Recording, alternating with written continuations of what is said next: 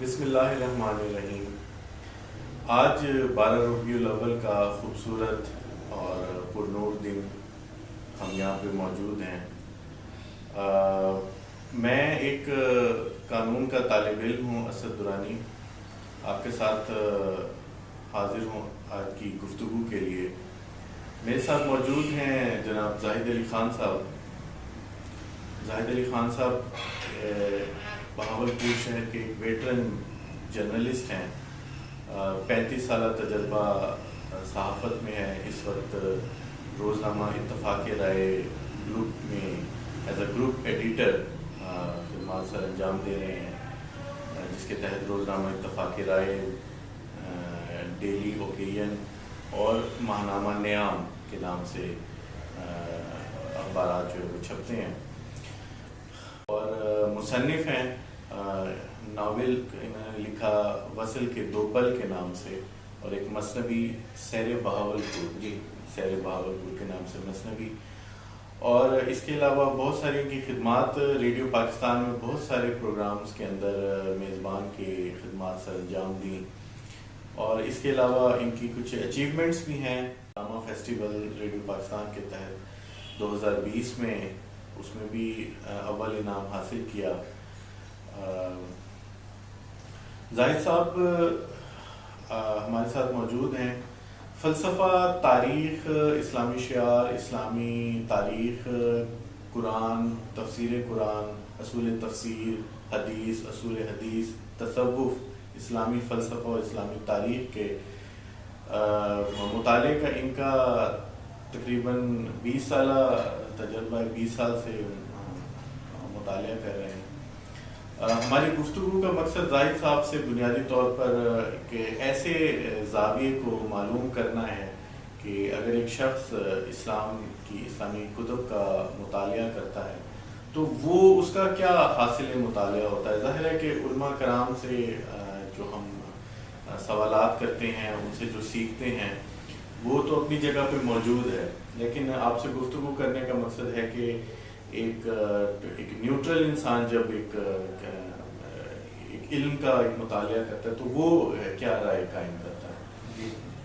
تو زاہد صاحب، آپ کا وقت دینے کا بہت شکریہ، اور اگر آپ کی اجازت ہو تو گفتگو کا آغاز۔ جی بالکل، زاہد صاحب، جیسا کہ آج 12 ربیع الاول ہے اور ایک بڑا پرنور دن ہے، ایک بڑا خوشی کا موقع ہے، تو میں آپ سے سب سے پہلا سوال یہی ہوگا کہ ہمیں سیرت النبی کے حوالے سے تھوڑا سا بتائیے، اور اس کے ساتھ جیسا کہ 12 کی تاریخ کے حوالے سے کچھ اختلاف پایا جاتا ہے حضور کی میلاد کے حوالے سے، تو اس کے بارے میں آپ بھی اپنا مطالعہ جو بھی آپ نے اس میں پڑھا وہ ہمیں بتائیے گا، اور مزید یہ کہ میلاد کے اوپر کچھ جیسے کہ اختلاف پایا جاتا ہے تو اس کے بارے میں بھی بتائیے گا کہ کیا میلاد جو ہے اس میں کوئی ایسا قباحت تو نہیں۔ شکریہ اسد درانی صاحب، یہ آج 12 ربیع الاول ہے اور ہمارے لیے مسلمانوں کے لیے یوم عید ہے۔ اس سے بڑا دن کوئی اور نہیں ہو سکتا۔ اس روز آپ صلی اللہ علیہ وسلم اس دنیا میں تشریف لائے، اور اس دنیا میں جو اس وقت اندھیرے تھے وہ سارے چھٹ گئے۔ آپ نے تاریخ کے حوالے سے ان کی پیدائش جو ہے اس میں یقیناً کچھ اختلافات ضرور ہیں، لیکن جمہور علماء جو ہیں، یعنی امام ابن کثیر جو ہیں، حافظ ابن کثیر اپنی تاریخ البدایہ والنہایہ میں انہوں نے یہ ساری باتیں کرنے کے بعد 12 ربیع الاول کو انہوں نے کہا کہ اس پر جمہور کا اتفاق ہے۔ تو امام ابن کثیر جو ہیں ایک بڑے جو ہیں بہت بڑے امام ہیں یہ، اور ان کی نظر بھی بہت گہری تھی۔ انہوں نے جب یہ کہا کہ اس پر جمہور کا اتفاق ہے تو اس کا مطلب ہے کہ اکثریت 12 ربیع الاول پر متفق ہو گئی۔ اسی طرح ایک قدیم سیرت پاک پر ایک کتاب ہے سیرت ہشام کے نام سے، اس میں بھی یہ بات ملتی ہے ہمیں، اور آج کے دور کے جتنے محققین ہیں انہوں نے بھی ساری تاریخیں بیان کرنے کے بعد، کیونکہ اس میں ایک 9 ربیع الاول آتی ہے، ایک مسلک جو ہے وہ 17 ربیع الاول بتاتا ہے، ایک رجب کی بھی ایک تاریخ 27 رجب کی جو ہے وہ سامنے آئی، لیکن میں خود بھی اس بات پر اتفاق کرتا ہوں کہ 12 ربیع الاول آپ کی پیدائش کا دن ہے، اور جب جمہور اس پر متفق ہیں تو اس میں اختلاف کی گنجائش نہیں ہونی چاہیے، تو میں اس میں بھی اس تاریخ سے اتفاق کرتا ہوں۔ رہ گئی بات اس بات کی کہ میلاد کیا چیز ہے، تو میلاد نہیں کریں گے تو پھر کیا کریں گے؟ اس کا حکم تو اللہ تعالیٰ نے دیا۔ اصل میں لفظ کے معنی یعنی کہ آپ یہ دیکھیں کہ جو 12 ربیع الاول کو جلوس اور محفل ہوتی ہیں، اس کے بارے میں وہ سخت گیر لوگ جو اسے اچھا نہیں سمجھتے وہ بھی اس کو اچھا کہتے ہیں کہ کم از کم نبی پاک صلی اللہ علیہ وسلم کی سیرت بیان ہوتی ہے، آپ ان کے بارے میں گفتگو کرتے ہیں، تو انہوں نے بھی اس پہ جو ہے نا کوئی اعتراض نہیں کیا۔ اعتراض اگر کسی کو ہے یا مجھے بھی جو ہے میں بھی اگر مشورہ دینا چاہوں گا، پہلے بھی میں نے دیا کہ اس موقع پر ادب اور احترام جو ہے نا اس کو ملحوظ ضرور رکھیے۔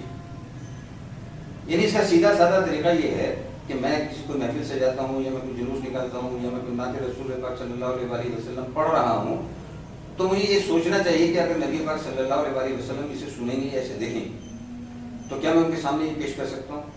اگر آپ کا ضمیر کہے کہ نہیں یہ میں نبی کے سامنے میں نہیں کر سکتا، تو پھر ان کی عدم موجودگی میں بھی وہ چیز مرد ہے، جیسے گانوں کی تصویر نعتوں کا بنانا، یا اب جو ہے شبیہ جو ہے نا وہ نکالنی شروع ہوگی۔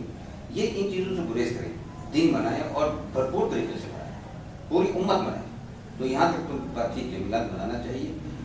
اصل میں مفہوم کو سمجھ لیجیے کہ یہ ہے کہ اللہ تعالیٰ نے کہا نا کہ ان اللہ و ملائکتہ یصلون علی النبی یا ایھا الذین آمنوا صلوا علیہ وسلموا تسلیما۔ اب اس میں اللہ تعالیٰ خود کہہ رہے ہیں کہ اللہ کے فرشتے نبی پاک صلی اللہ علیہ وسلم پر درود و سلام بھیجتے ہیں۔ یہ اصل میں ہے کیا؟ اس کا مفہوم ہمیں سمجھ آ جائے تو پھر ہمارے اندر وہ سارے جذبات بیدار ہو جائیں گے کہ جو احترام کے لیے لازمی ہے۔ کہ جب نبی پاک صلی اللہ علیہ وسلم نبوت سے پہلے آپ جانتے ہیں کہ آپ کے معاشرے میں کیا سلسلہ تھا کہ آپ کو صادق اور امین کہا جاتا، یعنی یہ آپ کا کریکٹر نبوت سے پہلے تھا۔ یہ بھی آپ کے معجزات میں ایک معجزہ ہے نا کہ نبوت سے پہلے ہی آپ اتنے صاحب کردار تھے کہ پورا ان کا معاشرہ جو ہے انہیں صادق و امین کہا کرتا تھا۔ تو پھر جب آپ نے نبوت کا اعلان کر دیا تو پھر استہزاء ہونا شروع ہو گئے۔ تو آپ سورۃ احزاب جب پڑھیں گے تو اس میں اللہ تعالیٰ وہ ساری باتیں وجوہات لکھتا ہے کہ یہ اس وجہ سے تمہارے خلاف ہو گئے کہ تم نے اللہ کا پیغام آگے پہنچایا ہے،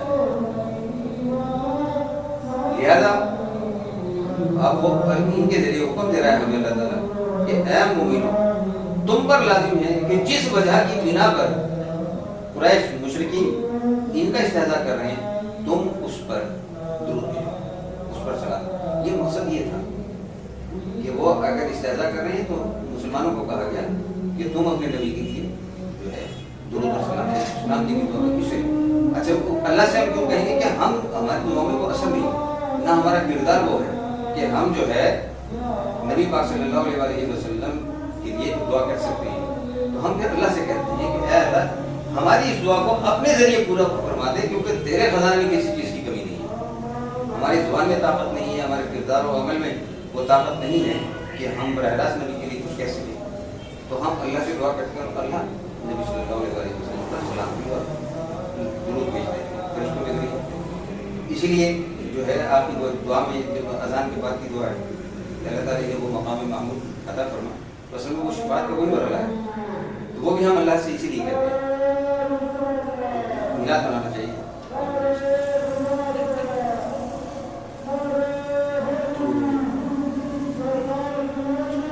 تو ظاہر صاحب آج جیسے کہ ایک عظیم دن ہے جس میں آج ہم یہ گفتگو کر رہے ہیں، تو میں چاہوں گا کہ حضور کے کردار کے حوالے سے، سیرت کے حوالے سے آپ ہمیں تھوڑا سا بتائیں اپنا حاصل مطالعہ، اور کیا چیزیں ہیں کہ جن سے ہم ہمارے لیے مشعل راہ، تو ظاہر ہے کہ حضور کی پوری زندگی ہمارے لیے مشعل ہے، بہت ساری ایسی چیزیں ہیں کیونکہ ہم بھی اپنی زندگی میں اس طرح اتنا مطالعہ نہیں کر سکے جو ہمیں کرنا چاہیے تھا، تو آپ سے گفتگو میں اگر ہمیں کچھ چیزیں ایسی معلوم ہو جائیں تو بڑی اچھی بات ہے۔ آپ صلی اللہ علیہ وسلم کی زندگی کا ہر لمحہ ہی ہمارے لیے مشعل راہ ہے۔ سب سے پہلے تو جو چیز ہمیں نبی کی اتباع کرنی ہے، سنت کے طور پر وہ حسن اخلاق، یعنی آپ حسن اخلاق کے سب سے اعلیٰ معیار پر جو ہے وہ فائز تھے، اور آپ کی زندگی اس کا عملی نمونہ تھی۔ آپ نے ابھی شروع میں یہ بات کہی تھی کہ ایک غیر جانبدار آدمی جب مطالعہ کرتا ہے تو وہ کس نتیجے میں پہنچتا ہے، تو مجھے ایسا غیر جانبدار آدمی جو صرف مطالعے کا شوقین ہے، اس لیے کہ اللہ اور اللہ کے نبی کے ذکر کو میں پسند کرتا ہوں تو اسے پڑھنا بھی چاہیے، پڑھتا ہوں، تو مجھے صرف ایک بات جو ہے نا وہ محسوس ہوئی کہ دین کو بہت مشکل بنا کر پیش کیا گیا، دین کو ڈرانے کا ذریعہ بنایا گیا۔ ڈرانے کا کام تو انبیاء کرتے ہیں، انذار انبیاء کا کام ہے، وہ ہم نے شروع کر دیا کہ قرآن کو براہ راست مت پڑھنا، حدیث کو براہ راست مت پڑھنا۔ اچھا، اگر کوئی پڑھنا چاہ رہا ہے قرآن کو تو وہ ضروری تو نہیں ہے کہ وہ کوئی تفسیری لکھے گا، لیکن یہ شرط رکھ دی کہ قرآن پڑھنا ہے تو آپ کو 15 علوم آنے چاہیے۔ قرآن اللہ کہہ رہا ہے کہ اس کو تم کیوں نہیں پڑھتے، اس پر تم غور کیوں نہیں کرتے؟ ایک جگہ نہیں، بے شمار جگہ وہ یہ بات کہہ رہا ہے، اور ہم سے مخاطب کر کے کہہ رہا ہے۔ یعنی یہ نہیں کہ میں نے تمہارا ذکر اس میں کیا تو میں نے اس پر ایک باقاعدہ مضمون لکھا اور قرآن کی ان آیات میں کہ اللہ میرے بارے میں قرآن میں کیا کہتا ہے۔ تو مجھے یہ آپ سے گفتگو یا اور بھی دوست جو آتے ہیں ان سے گفتگو کا مقصد یہ ہوتا ہے کہ بھائی آپ ڈریے مت، آپ قرآن کو پڑھیے، جو آپ کو سمجھ میں نہیں آتا وہ آپ کسی سے پوچھ لیجیے، لیکن پیغام کو تو براہ راست پڑھیں۔ ابھی تک مسئلہ صرف اتنا آ رہا ہے کہ سوال بھی سارے پرانے ہیں، وہ بھی کسی اور نے دیے ہوئے ہیں، جواب بھی ہم کسی دوسرے کے دیے ہوئے پھر آگے دوہرا دیتے ہیں۔ لیکن جب آپ خود مطالعہ کرتے ہیں تو آپ کا احساس ہوگا کہ 30 پاروں میں سے قرآن مجید کے آپ کو شاید بہت کم مقامات ایسے ملیں گے جو آپ کو سمجھ نہیں آئیں گے، اور ان مقامات کے بارے میں اللہ تعالیٰ نے قرآن مجید میں ہی یہ کہہ دیا کہ یہ متشابہات ہیں،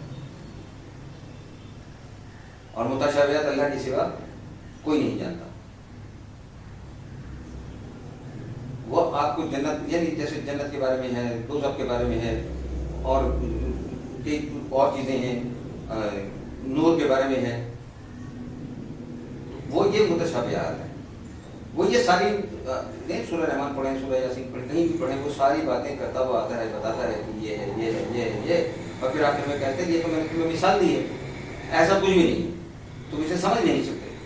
اپنے بارے میں بھی اس نے کہیں کہا کہ اللہ کا ہاتھ ید اللہ کہتی ہے، اب اللہ کے ہاتھ میں مراد بھی یہ 5 انگلی والا ہاتھ تو نہیں ہو سکتا، لیکن اب اسے بتانا تھا کہ یہ چیزیں میری قبضہ قدرت میں ہیں، تو اس نے ہمارے عقل کے مطابق، کیونکہ ہمارے پاس ووکیبلری کم ہے، اسے اسی کے قبضہ قدرت تو ہاتھ میں ہوتا ہے، تو اس نے ہاتھ کی مثال دے دی، لیکن ساتھ یہ کہہ دیا لیسا کمثلہ شیء، کہ میرے جیسی کوئی چیز نہیں ہے۔ تو یہ جو معاملات ہیں نا جہاں سے یہ ساری پیچیدگیاں پیدا ہو رہی ہیں، وہ اصل میں انہی متشابہات کی تشریح میں ہے۔ آپ اٹھا کر دیکھ لیجیے، بحثیں جتنے بھی ہیں، باہمی اختلافات جتنے بھی ہیں، اس کے پیچھے آپ کو متشابہ کوئی نہ کوئی آیت ملے گی۔ اب دلیل کے طور پر آپ کسی ایک آیت کو پس منظر کے بغیر، یعنی سیاق و سباق کے بغیر پیش کر دیں تو وہ اس کے کوئی بھی معنی آپ نکال سکتے ہیں۔ تو یہ ایک بنیادی بات مجھے جو ہے اس مطالعے میں سمجھ آئی۔ آپ نے اصول فقہ، اصول تفسیر اور اصول حدیث کے بارے میں بات کی۔ اب قرآن کے بارے میں اصول تفسیر یعنی بالمفہوم بھی کی جاتی ہے، آثار کے ذریعے بھی کی جاتی ہے۔ جریر طبری کی جو تفسیر ہے، تفسیر طبری، وہ معصور ہے، یعنی انہوں نے اسے کیا آثار یعنی صحابہ کرام کے قول جو ہوتے ہیں اس کی روشنی میں کیا۔ کچھ نے بالمفہوم کیا کہ جو ان کی بات سمجھ آئی انہوں نے اس کو بیان کر دیا، تو کسی نے باللسان کر دیا کہ عربی زبان کی بنیاد پر کر دیا، کسی نے فلسفے اور اصول منطق کے اوپر کر دیا، جیسے زمخشری کی الکشاف ہے۔ وہ سب اپنے بہت اچھے کام ہیں، آپ سب کو پڑھیے، لیکن دین جب سمجھنے بیٹھے نا آپ تو پھر علم الکلام کو ایک طرف کر دیں۔ علم الکلام تو ہے بحث کرنے کے لیے، معاملات کو گہرائی سے سمجھنے کے لیے، اس میں بھی آپ سوال بھی خود آپ اپنا سوال بناتے ہیں، خود ہی پھر اس کا ممکنہ جواب بھی دیتے ہیں، یعنی یہ اللہ کی طرف سے نہیں ہوتا۔ یعنی ایک حدیث پاک ہے بخاری شریف کی، جس کی وجہ سے میں نے یہ سب مطالعہ شروع کیا تھا۔ پڑھتا بہت پہلے سے تھا، بہت تفصیلی مطالعہ کیا، مدرسے میں بہت کچھ پڑھا، لیکن آج جو وقت آ گیا نا تو ضرورت محسوس کی کہ نہیں، جو کچھ پڑھا ہے آپ جیسے دوستوں کے ساتھ اسے ڈسکس کیا جانا چاہیے۔ تو بخاری شریف کی ایک حدیث ہے بلغ انی ولو آیا، یہ اس کا ایک حصہ ہے۔ یہ حضرت عبداللہ بن عمرو بن عاص رضی اللہ تعالیٰ عنہ نے سے یہ مروی ہے یہ روایت. اب اس میں کہتے ہیں کہ نبی پاک صلی اللہ علیہ وسلم نے فرمایا کہ لوگوں تک پہنچا دو خواہ ایک آیت ہی ہو. اب اس میں یہ حدیث کا ایک حصہ ہے, اس کے آگے دو باتیں انہوں نے اس حدیث میں نبی پاک صلی اللہ علیہ وسلم سے منسوخ کر کے اور کہیں ہیں. اب جب اس کی تفصیل یعنی اس میں ایک یہ بات بھی اس حدیث کے اندر ہی ملتی ہے کہ اسرائیلیات سے بیان کرو, اس میں کوئی حرج نہیں ہے. یہ بخاری کی حدیث بتا رہا ہوں, یعنی جو کچھ تمہارے پاس ہے خواہ آیت ہی تو نہیں ہے وہ لوگوں تک پہنچا دو. جیسے قرآن میں اللہ تعالیٰ نے سورہ مائدہ میں کہا تھا نا, اللہ تعالیٰ سے کہا تھا اے رسول جو کچھ ہم نے آپ کے اوپر نازل کیا ہے آپ اسے لوگوں تک پہنچا دیں. تو اما عائشہ رضی اللہ عنہا کی ایک حدیث میں ملتی ہے بخاری میں ہی کہ اگر کوئی یہ کہتا ہے کہ نبی پاک صلی اللہ علیہ وسلم نے کچھ چھپا لیا تھا تو سب سے بڑا جھوٹا ہے. تو اس حدیث میں بھی بلغوا عنی ولو آیات والی حدیث میں بھی کہ ایک تو اسرائیلیات سے حوالہ دینے کا ذکر ہے کہ جی آپ کریں ذکر کریں ولا حرج, اس میں کوئی حرج نہیں. یہ حدیث کے الفاظ ہیں ولا حرج. اور آگے جو ہے کہ مجھ سے کوئی چھوٹی بات منسوخ نہ کرنا, اگر کسی نے ایسا کیا تو اپنا ٹھکانہ جہنم میں ڈھونڈے. یہ بخاری کی حدیث کا حوالہ میں تو یہی امام مسلم کی پہلی حدیث بھی ہے, صحیح مسلم کی پہلی حدیث بھی یہی ہے, اور اس کے ترک لے کر آئے وہ کئی طریقوں سے بیان کیے انہوں نے. اب اس کی جب آپ شرح پڑھیں نا اس حدیث کی تو پھر وہ ساری چیزیں جو نبی نے اس میں نہیں کہیں وہ بھی اس میں کہ اب وہ شرح ایک جگہ میں پڑھ رہا تو اس نے لکھ دیا کہ جو بھی صاحب ہے کہ لیکن یہ بات آگے پہنچانے والے جو ہوں وہ عالم ہونے چاہیے.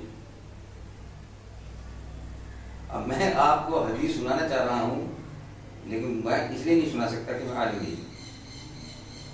اب یہ تو حدیث میں لکھا ہوا ہی نہیں تھا. حدیث میں تو لکھا ہوا بلغوا عنی ولو آیا. آگے شرح کرنے والے نے لکھ دیا, اس پر عمل کون کرے. تو اس طرح کی پابندیاں نہیں لگانی چاہیے. میں تو حدیث اگر سنائیں گے نہیں بات پھیلے گی کیسے.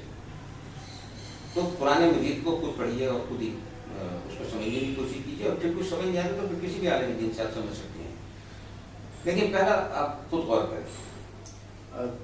زاہد صاحب سیرت النبی کے حوالے سے ایک اور سوال میں آپ سے کرنا چاہوں گا کہ عشق رسول جو ہے بہت سارے ہم نے دیکھا کہ لوگ عشق رسول کا دعویٰ کرتے نظر آتے ہیں, بہت سارے عاشقان رسول ہمیں نظر آتے ہیں. عشق رسول کو آپ کا حاصل مطالعہ جو ہے وہ کیا کہتا ہے کہ عشق رسول بنیادی طور پر ہے کیا, اور دوسری طرف میں چاہوں گا کہ آپ ان رویوں کے اوپر بھی روشنی ڈالیں جو ایک متشددانہ ایک رویے ہمارے معاشرے میں پائے جاتے ہیں, اس کے اوپر بھی مطلب اسی حوالے سے اس کے اوپر بھی ذرا روشنی ڈالیے. جیسے کہ ایک میں ایک واقعے کی طرف حوالہ دینا چاہتا ہوں کہ کچھ عرصہ پہلے ایک بینک کے گارڈ نے قتل کیا مینیجر کا, اور اس نے کہا کہ اس نے, اور اس کے بعد جب وہ علماء کرام نے خود اس واقعے کی تحقیق کی تو علماء کرام ہی اس نتیجے پہ پہنچے کہ وہ بینک مینیجر تو خود ایک عاشق رسول تھا.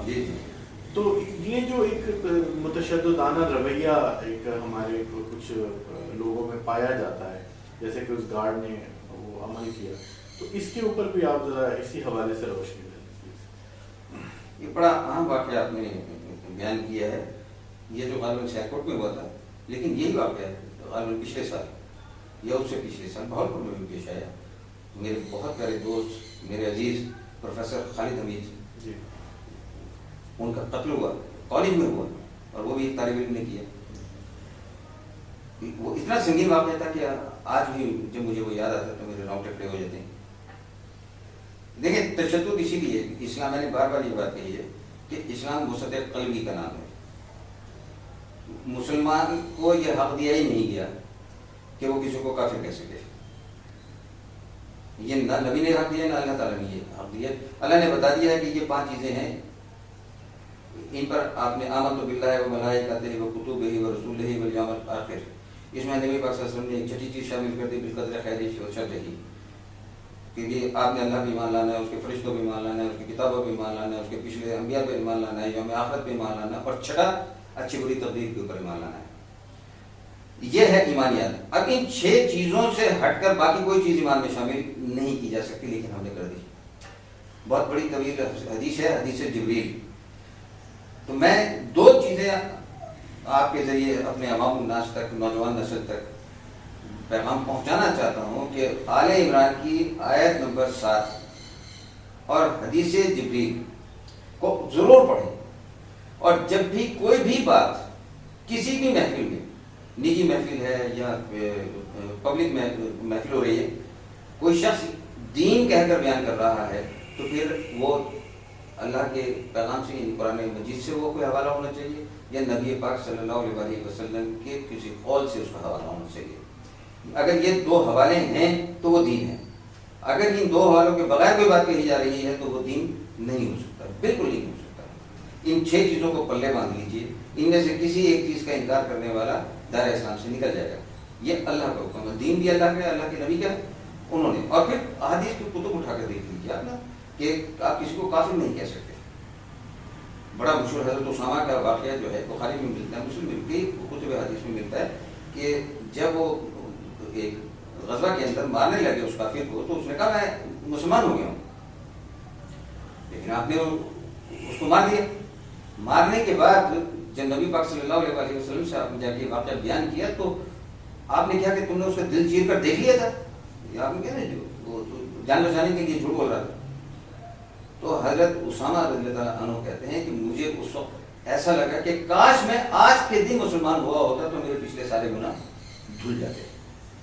تو کسی کو جھوٹا کہنے کا یہ نتیجہ ہے تو کافر کہنے کا نتیجہ کیا ہوگا؟ نبی پاک صلی اللہ علیہ وسلم اسے بالکل پسند نہیں کیا۔ تو ہمارے ہاں ایکچولی جو ہے وہ دین کو تو ایک طرف کر دیا گیا، اور خاص نقطۂ نظر سے جو ہے چیزوں کو پھیلایا گیا۔ اس چیز کو کہتے ہیں مذہب۔